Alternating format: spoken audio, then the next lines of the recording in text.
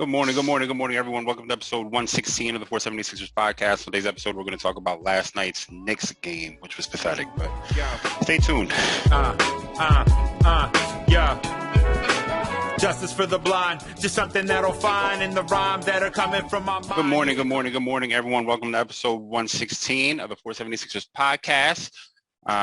Good morning to you. Happy Wednesday, hump day. We got humped yesterday, so it'll be very perfect to talk about this right now. I almost did this podcast last night, but I felt like I didn't want to go to sleep on such a negative note. And so I didn't. I slept peacefully. I said, I'm going to get my good 5 hours of interrupted sleep like I usually get per night. I'm going to wake up refreshed-ish, kind of, and I'm going to come out, I'm going to work out, do my morning thing, and then I'm going to talk about this Knicks game. I'm going to get some of the aggression out before I come out here and just curse for an hour or whatever it is. Listen, I'm going to say a couple of things real quick about this. And this is me taking a lap on some of the takes I've had over the last 8 months. If you've listened to this podcast, if you haven't listened to this podcast, I'm going to catch you up. I've been saying since last year that the Sixers were a little bit overrated with that one seed last year. Getting the one seed was great. It was a nice feather in the cap, a nice accomplishment. But we weren't the best team in the East. And, most people know, if you follow basketball at any level, you know that being the number one seed doesn't equate to being the best team. Same thing in any sport. In the NFL is famous for this. Why? Because you're not playing every single team every year. So, you may fuck around and have an easy schedule. In basketball, you don't necessarily have quote unquote easy schedules, but you do at times catch teams at the right time. You know what I mean? There's a ton of luck involved. Sometimes you get teams that are injured or, last year with COVID, they were dealing with that. And we hit a lot of teams at the right time. We were opportunists. Now, good teams beat bad teams, right? That is a fact. And we did that. You know what I mean? So we do deserve some credit for that. But against elite teams, there was really no feather in the cap win we had last year. The best win, arguably, we had was against the Jazz. The Jazz, obviously not the Ben game, the Jazz, when they came here and Joel hits that three-pointer to send it into overtime, and then he does the dance to get the technical call on Donovan Mitchell, which Donovan Mitchell leaves. He throws a chair, it hits somebody, he apologizes. It was the whole thing. Anyway, Joe hits that crazy three-pointer to send us in overtime, which, mind you, again, to go into overtime of that game required a miracle three-pointer from Joel. You know what I mean? So, which is what he was doing last year. All types of miracles he was performing.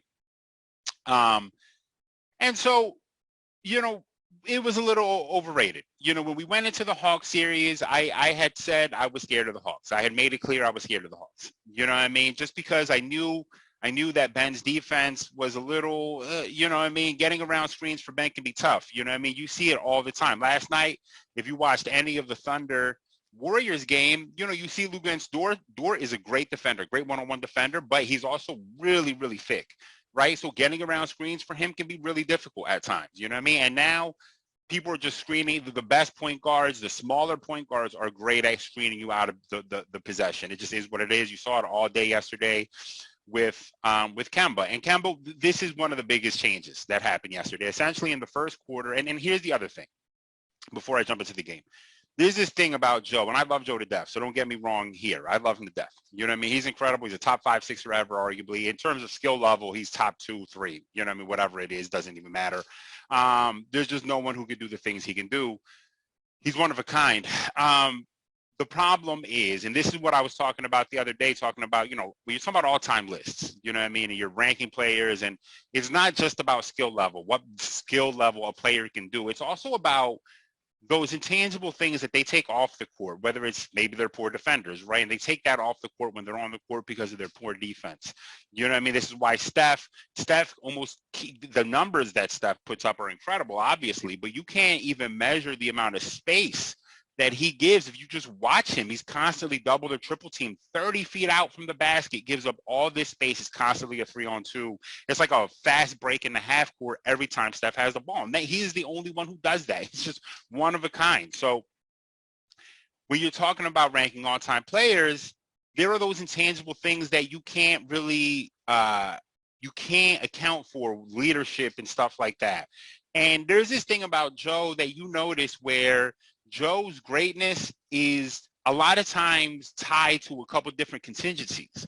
You know what I mean? He's great as long as you don't end up in a up and back game. You know what I mean? This is why last year we were the worst defensive team in transition. We were the worst transition team. This game yesterday, you have a great defensive coach on the other side, knows exactly how to beat this defense. It's not really, doesn't even take rocket science. It's just going to be obvious to him that you have to run out, just run out, right? Make this into a track meet. Thibodeau is known for getting his guys into peak condition. Why? Because he plays them 45 minutes a fucking game. He's not shy playing his guys a lot of minutes. You know what I mean? He's not shy at all playing his guys a ton of minutes. So these guys are going to be in peak condition, right, to run up and back. No matter how much they're going to run up and back. They ran us off the court. We were gassed by the second quarter. You know what I mean? You can say it was just Joe. It wasn't just Joe. It was everybody. Why? Well, because Maxey played the first 18 minutes of the game. You know what I mean? I don't know what that substitution was. Let Furkan run the second unit if you don't think Isaiah Joe can do it, and let Isaiah Joe just be a spot-up shooter. But you can't just have Maxey, who's being forced to defend Kemba. Not that Kemba is great, but Kemba is a pain in the ass defending Kemba. You're constantly being run through screens if you're having to defend Kemba, and he did a great job on Kemba. You want to know when the game fucking changed? The game changed when, obviously, he's getting gassed. Emmanuel Quickly comes in, kind of takes it. I mean, Quickly's a good player. I like Quickly. Him and Maxey played with each other, so they have their own little thing. Quickly makes a lot of differences. The crowd starts getting into it. Kemba comes back in, and all of a sudden they're playing a two small guard lineup to combat ours. You have Maxey guarding Quickly, and then you have Seth trying to guard Kemba, and Kemba ends up roasting us. You know what I mean? He ends up just completely roasting us. He catches fire, he roasts us. Kemba roasts us every year. You know what I mean? To be clear, Kemba is known for beating the shit out of us. He does it all the time. How many points did he finish with? A 7 for 15 shooting. He started. I'm telling you, he won. That's pretty much his numbers. He is a volume scorer. 19 points. I mean, that all happened in the second and third quarter. I'm fairly sure a lot of it happened in the second quarter. We defended them really well in the half court. Julius had his worst game of the season against us. You know what I mean? But ultimately, we even played worse in the half court. We couldn't stop them in transition. They got all of the momentum baskets, and that was just the game. Joe played awful. You know what I mean? Joe played awfully. I'm going to say, just call it how it is. The most turnovers he's had so far this season, he was averaging 2-point-something turnovers a game. It was a low for him while averaging 5-6 assists a game. And he played awful. Toby had a great statistical game. I'm not here to shit on Toby. I'm not going to do that. The thing is it's really telling that we looked up, me and the homie TJ looked up and said, how does Toby have almost a triple-double right now? It was the most quiet game he's had. He's probably his best shooting game this year. Thankfully, he hit some three-pointers, but he also made some awful decisions. I mean, just awful decisions. Calling Ben for a screen from the other side of the court. I mean, calling Joe from a screen. Joe's like, what the fuck what am I going to do over there? You know what I mean? Everyone is on that side of the court. You want me to bring my defender over to you now? And that way there's 5 people. There's 10 people sitting on 2/3 of this, on 2/3 of the half court. It doesn't really make sense. I don't know. And I don't know what that was. And either way, Joe's reaction to that doesn't tell me that Joe, that's not good team. That's not good leadership and good team stuff. You know, I didn't listen to the halftime. I don't listen to halftime because I don't want to hear Shaq demanding Joe to do things that Shaq did because he couldn't do the things that Joe could do. You know what I mean? You got to get down there and post up. Stop shooting so many threes. Joe is a really good 3-point shooter, especially this year. He's a better 3-point shooter this year than he was last year so far. So yeah, he's going to spread the floor. We need the floor spreading because Toby doesn't hit fucking threes anymore. So God knows, Maxey doesn't hit threes. At least he's a willing shooter. He's not Ben, but he's a willing shooter. And Seth just, but Seth is a role player. Seth is a role player. He's not going to score 20 points in a quarter, maybe ever again in his life. You know what I mean? So, but the one thing that I will say, and this is because the homie Vic texted me, told me what he said, that Joe doesn't always play hard. You're right. Yeah, Joe doesn't always play hard. And I can tell you exactly why. Just looking at Joe, you see exactly what it is. It's Joe is so expressive in his body language, he can't hide a fucking thing. That dude can't hide a fucking thing. As soon as he gets frustrated with somebody, whether it's on the court, this is what happened with Al, this is what happens with Ben, this is what happens with Toby too. You know what I mean? I've seen him do this to Toby before, but now it's more obvious when it's just Toby and Joe. But as soon as he gets frustrated with somebody, he's just out of it. He's just out of the game. The other part of this is when you're on the road, Joe being the person he is, right? Joe being the shit talker and this funny guy and, all the shit that he posted on social media, even though he doesn't do that anymore. The fact that he is still a shit talker when the fans watch you fail, it's the loudest failure you're ever going to experience in your life. I mean, they're going to be in your fucking face the whole time. They're going to be in your fucking face the whole time. So when things are starting to devolve and when Joe makes a mistake or Joe is begging for a foul call, the fans roar. It's an uproar when the fans are going off at Joe because Joe is the way he is. So you're seeing Joe's emotions just start spinning out of control.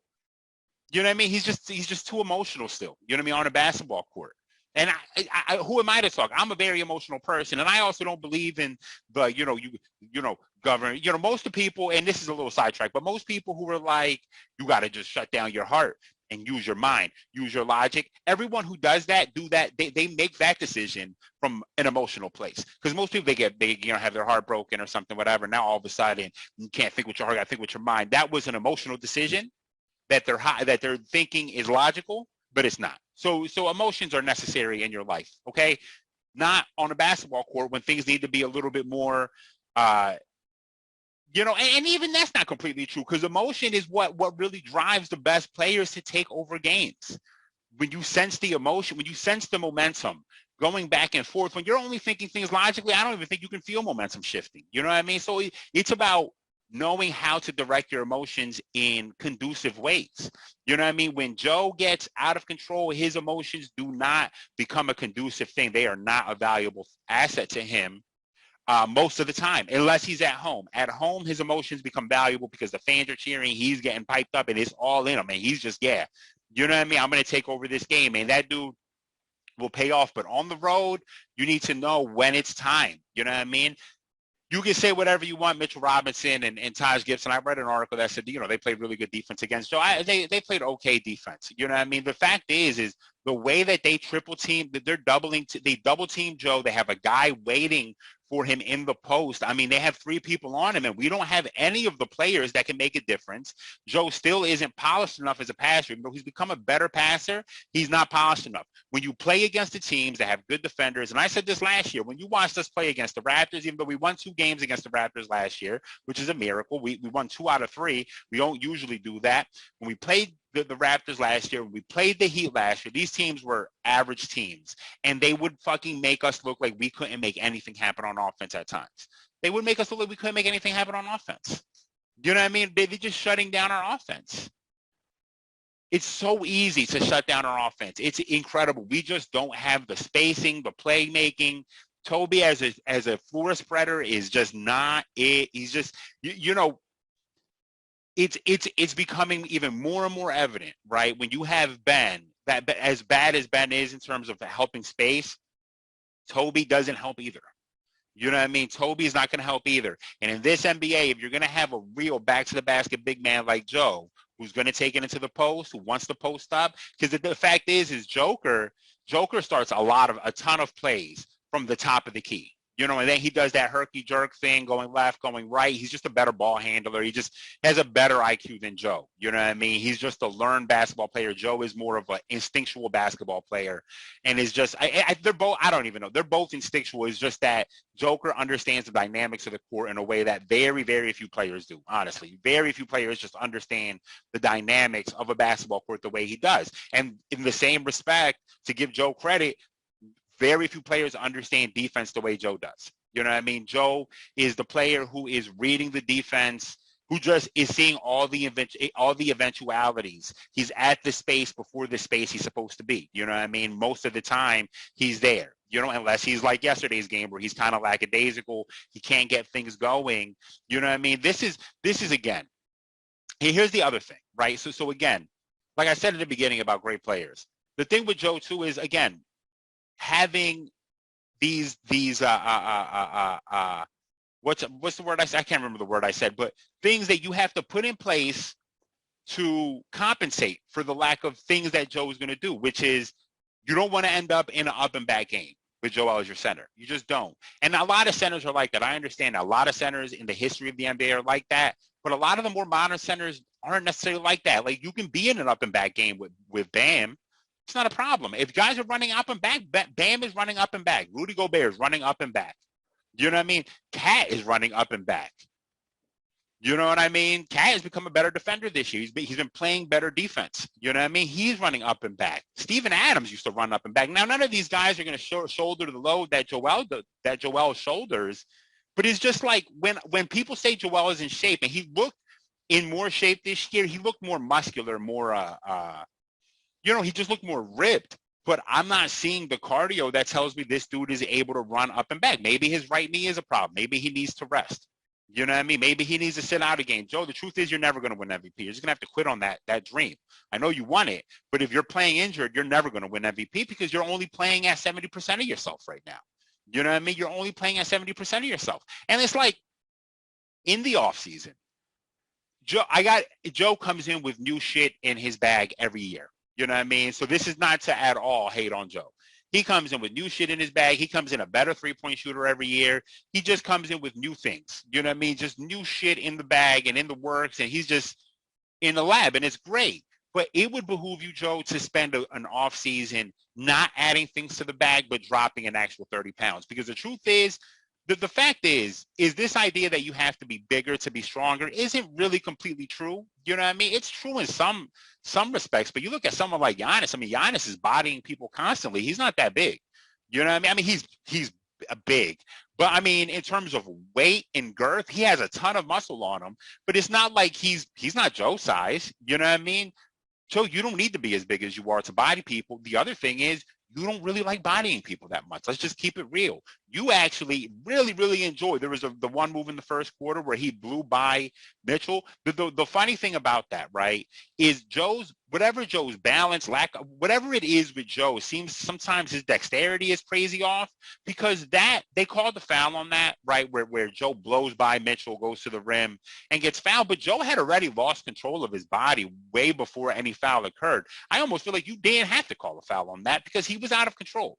You know what I mean? Why are you out of control? Well, as somebody who's heavier, obviously is different. I'm not a world-class athlete, but as someone who's heavier, there are times where your body gets in front of your feet because your feet are not moving as quick as they need to keep up with your body, and now you're tilting over and you're out of control. You've lost your balance. Seems like that happens constantly with Joe. You know what I mean? Joe, if you want to blow people, if you want to take people off the dribble and blow by them, then it would behoove you to lose 20, 25 pounds to keep your balance a little bit better so that when you land, you don't have to land in such a way that looks like your body's about to collapse into a pile of clothing, into a pile of dirty clothes. Every single time, Joe, and the thing is, you're paying a price. I know that you fall, right? There was a story years ago that said Joe falls. Why Joe falls all the time? He falls to take pressure off of his knees. Yeah, okay, that is great, but you're still paying a price. This is like alchemy. You know what I mean? It's equal exchange. So if you fall, no matter where you displace that fall, that impact, you're still going to hurt something because you're too big. You're really, really fucking big. When you fall, you can fall however you want to fall. You're going to hurt something. You know what I mean? You're going to hurt something. Most times you're falling pretty flat. You know what I mean? There are times where you're able to kind of roll out of it, but you're really fucking big to be rolling out of it. You're not a stuntman. You know what I mean? So she's going to hurt your hips eventually. It's going to hurt your back. It's going to hurt those things, man. So maybe losing 25 pounds would behoove you. You need to go and really, I always bring this up, the Tim Duncan school. Why? Because this is, again, when you're talking about the greatest players of all time, it's all about these other stories. It's all about the other things, right? The stories of when they lost to the Heat in 2013 and every single player on the fucking Spurs, every player, fucking Popovich that was interviewed said we felt like we let down Timmy, right? That is the reason why Tim Duncan is as great as he is. When you look at the offseason, that Tim Duncan, essentially all the stories where Tim Duncan doesn't even play basketball in the offseason. He just swims all offseason. There was an offseason where Tim Duncan had to decided to relearn how to run to take pressure off of his knees so that he can extend his career. Those are those things that it's like, yeah, you know what? Tim may not give you a 30 and 15 anymore, but he's going to keep himself fresh so that when we need him late in games, he's going to be there, so that defensively he's going to be there, so that if it's an up and back game, he's going to be there, and so that at the end of the season, he's going to be there. So at the end of the season, he's going to be there. It would behoove you to take that approach to your off seasons. You're already incredible. You have every offensive thing you want in your bag. You can shoot. You can do all the things. But if you want to shoot, just work on your jumper, lose some weight, and when you blow by people, you won't be falling all over the fucking place anymore. You know what I mean? Yesterday was a bad game. You have to work on getting your emotions a bit in check. And this is coming from someone whose emotions are constantly out of fucking check. You know what I mean? My emotions step out of their Nikes every time because they're out of check. You see what I'm saying? That's wordplay. Bars. Hashtag that. Joe, you got to take the time. You got to work on your emotions so that games like yesterday don't happen. So that you're not fucking begging refs to give you foul calls. You shot 11 free throws. That's the most free throws anyone has shot in the NBA this year so far. I don't even know that for a fact, but I'm pretty certain it is because foul calls are at an all-time low right now. They're at an all-time low. I said the other day that it was the lowest since some year, and that was a lie. They're actually at an all-time low right now. You know what I mean? So no one is shooting a lot of free throws. That, without almost a question, is the most free throws that have been shot in the NBA this year. You got to be better than what you were yesterday. There's no excuse for that. You know what I mean? There's no excuse for that.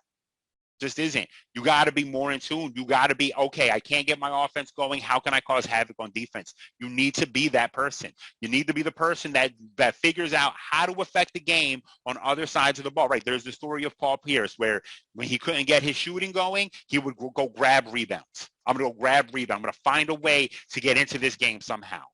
That's what I'm going to do.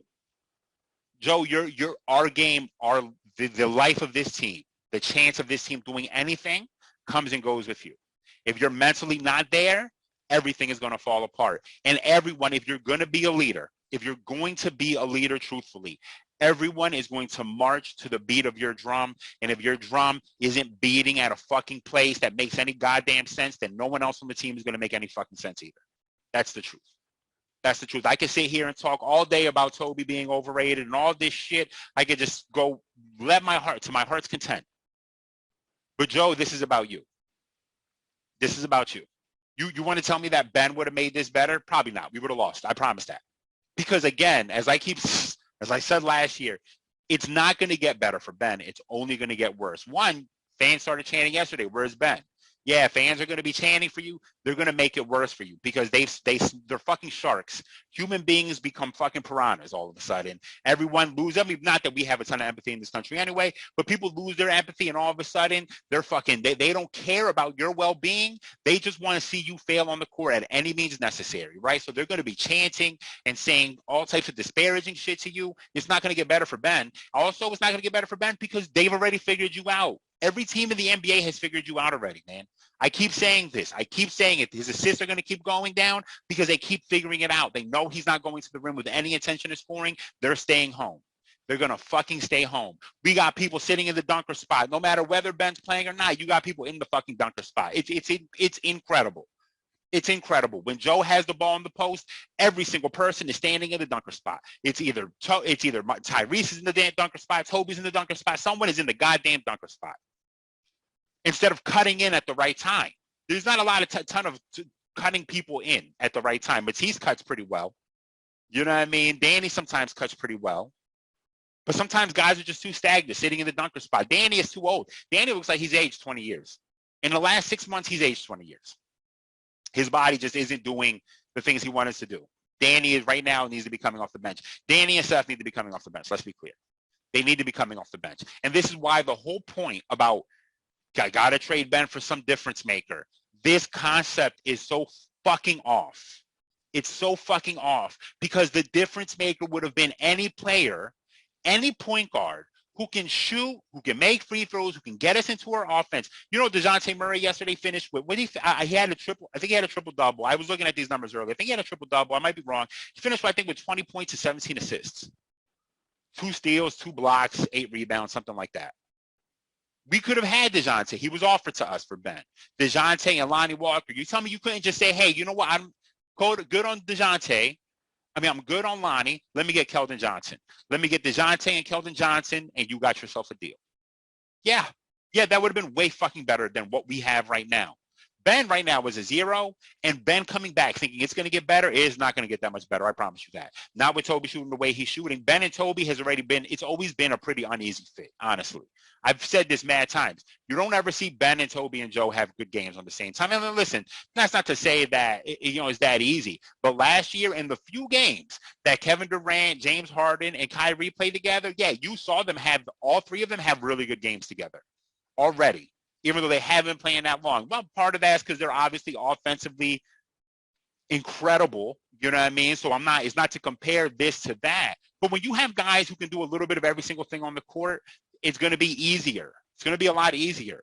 Toby doesn't really offer much unless he has the ball. It's not like he's moving a ton without the ball. He's not running off the screens. We're not doing a ton of things with Toby. Toby wants to take screen and rolls because he thinks he's fucking Paul George. He thinks he's one of these other wings that he isn't. Again, Toby had a good game yesterday.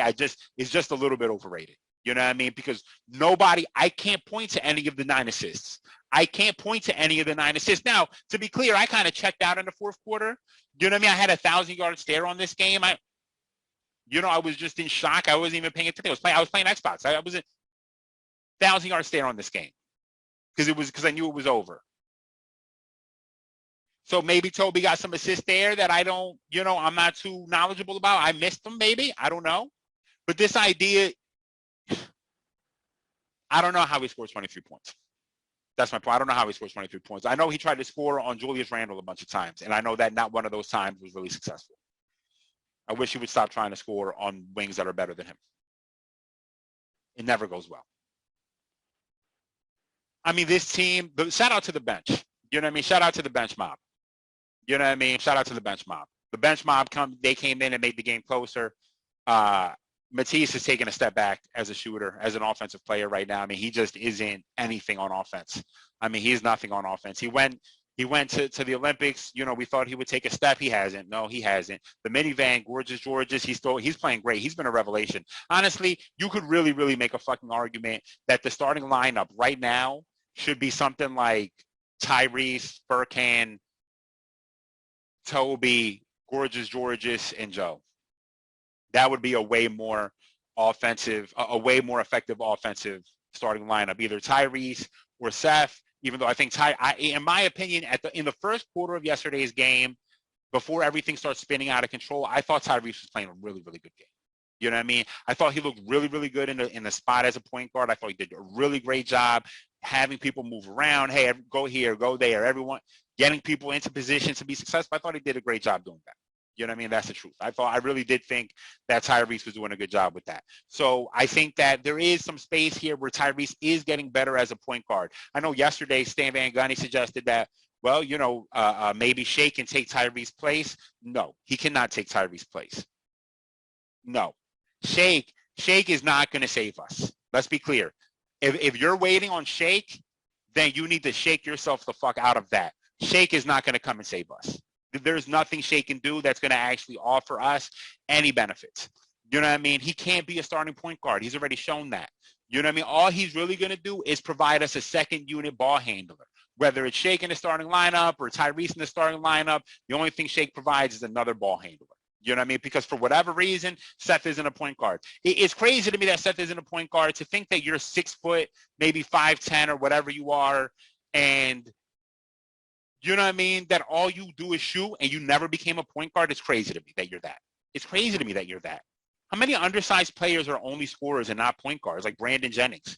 He didn't last long in the NBA. You know what I mean? But those are combo guards. You know what I mean? Seth is a combo guard that is like not a great combo guard.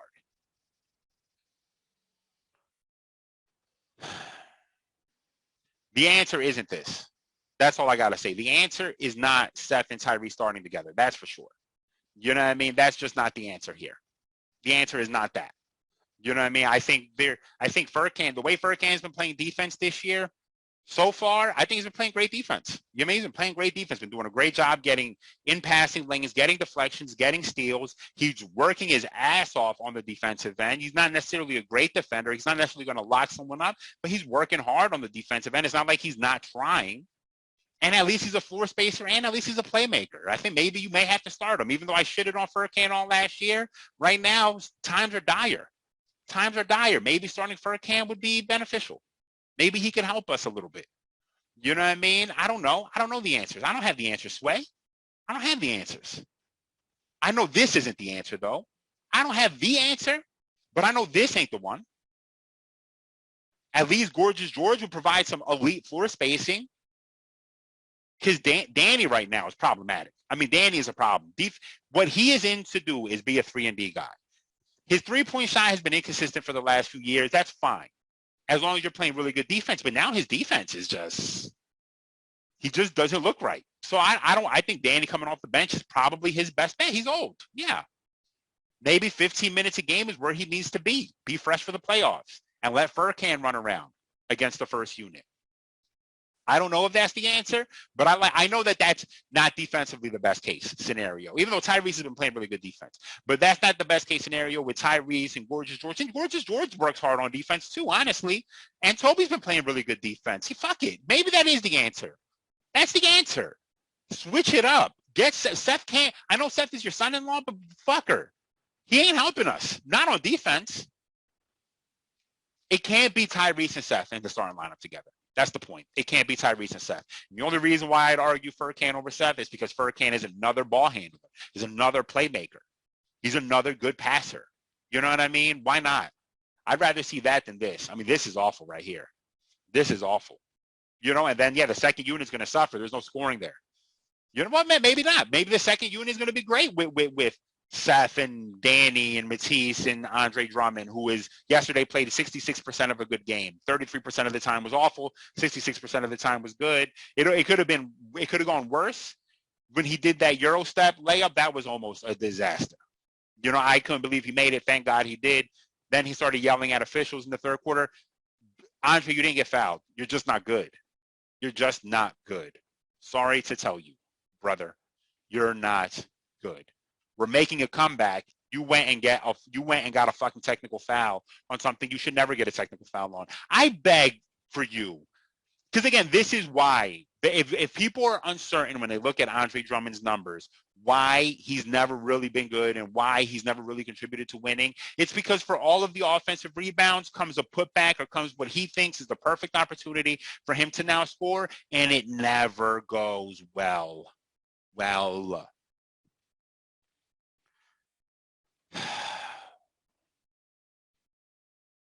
We have the Pistons coming up. We should win that game. They don't have Cade Cunningham yet. He's going to be out for, I think, the next game. I think after this game, 1 or 2 more games, he's supposed to be out. I really look forward to seeing him play again because I don't even know if he's good. You know what I mean?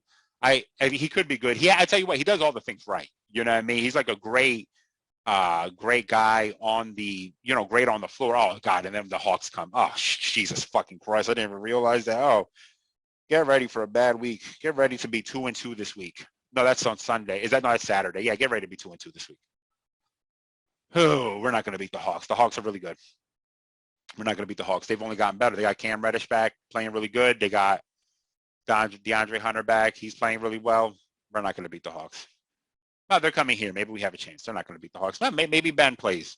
Again, probably not. Probably wouldn't be the best bet. I don't know where the best bet Ben is to play. He needs to play maybe in Miami would be an okay place to play because Miami has shitty fans. Or like Sacramento, they don't. Well, no, I've heard they had good fans. So actually, maybe not Sacramento.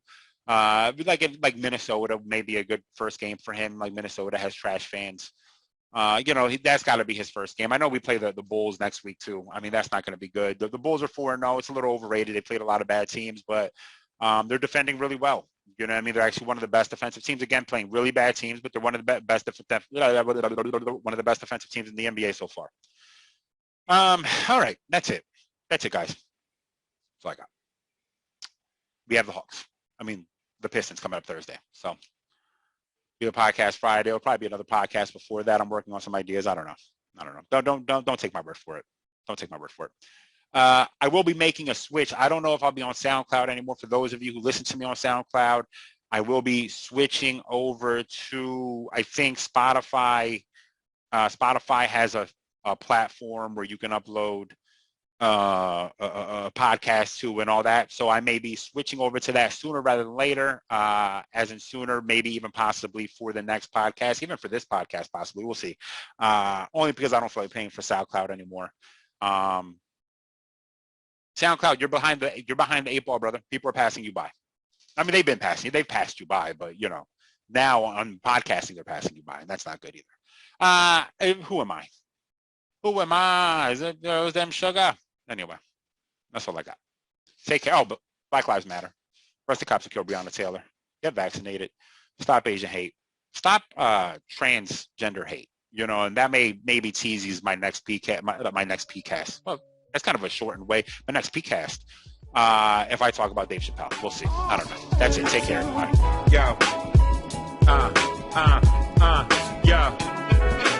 Justice for the blind. Just something that'll find in the rhymes that are coming from my mind. Used to come